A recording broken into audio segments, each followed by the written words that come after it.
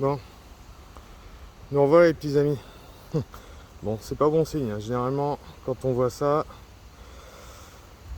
hein, on est lundi matin, toujours à Château-Renaud. On a appelé hier en panique et hier il y a eu gros coup de vent. Hein. Donc, eh ben, vous levez les yeux là-haut. En haut des peupliers, ça tourne. Et du frelon, ils cherchent leur nid. Et ben, il est là. Voilà.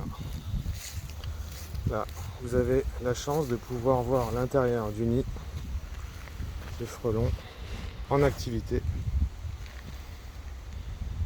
Bon, là, il est beaucoup abîmé. Vous voyez tout ce qui est blanc, ils m'ont pas vu, ils me laissent tranquille.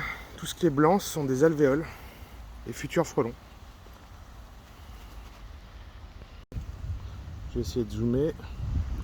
Là. Ils sont au boulot, comme s'il en était. Donc là, si on laisse le nid en place, là, bah, c'est très dangereux. Hein. Mais ils seraient capables de le reconstruire. Ils seraient capables de continuer leur activité.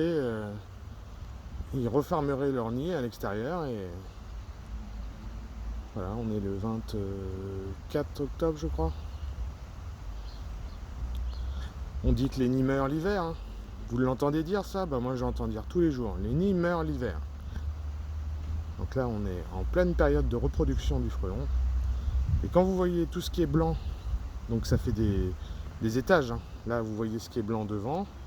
Et ensuite il y a plusieurs galettes successives avec elles aussi des larves de frelons. Donc là c'est des centaines et des centaines de frelons qui sont encore pas nés, quoi, qui sont encore prêts à naître, qui à leur tour, voilà, je veux dire, les nids sont actifs jusqu'au mois de décembre, ça dépendra de la météo, mais au moins décembre, ça c'est sûr, peut-être même fin décembre, hein, si on continue à avoir des hivers comme cela. Ah, donc c'est incroyable hein, comme ils arrivent à instinct de survie. Leur nid il est tombé de peut-être 30 mètres de haut, quoi. Vous voyez les galettes? Tout ça c'est rempli de futurs frelons. Un nid comme ça qui n'est pas détruit, l'année d'après c'est des dizaines d'autres dans tous les environs. J'ai traité un nid ici il y a quelques mois à 100 mètres, même pas 100 mètres, dans une haie. Voilà. Vous voyez comment il est accroché en forme conique en haut pour résister aux intempéries. Donc la pluie, tout ça, ça glisse sur le nid. Et c'est pour ça que c'est en forme un peu comme une poire. Hein. Vous voyez toutes les galettes? 1, 2, 3, 4, 5, 6, plus ce qui a été un peu détruit. Là c'est une bombe, c'est une vraie bombe. Voilà. Donc là ils m'ignorent complètement, je pense qu'ils sont tellement... je suis à 1 mètre du nid là. Voilà les petits amis, on va procéder au traitement un peu moins... Ça va être un peu moins pratique que d'habitude, hein, parce que là je vais pas pouvoir l'injecter dans le nid, en fait je vais être obligé de recouvrir un peu le nid éclaté. Mais voilà, donc voilà pourquoi il faut aussi faire détruire les nids de frelons asiatiques, c'est pour éviter des accidents comme celui-là.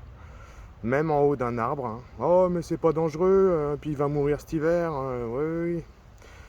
Bah non, là il aurait pu y avoir un accident, c'est tombé hier en fin de journée, dimanche, donc il y avait moins de monde dehors, mais là ça aurait pu être dramatique. Donc je vais essayer de filmer, ouais, c'est pas facile, parce que c'est pas facile avec le téléphone. Je vais surtout faire attention à ce qu'il n'y ait personne autour de moi. Hop. Voilà. Allez. Bah, je vais traiter. Non, je vais pas faire de vidéo. Je vais traiter.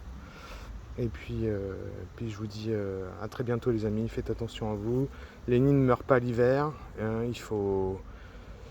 il il faut continuer la destruction des nids pour la protection de nos abeilles, pour l'écosystème, pour la biodiversité et pour les humains. Hein. C'est très dangereux, ils sont très dangereux. Donc bon, là, ils ne m'attaquent pas, mais c'est parce qu'ils sont préoccupés là pour la survie du nid. Hein.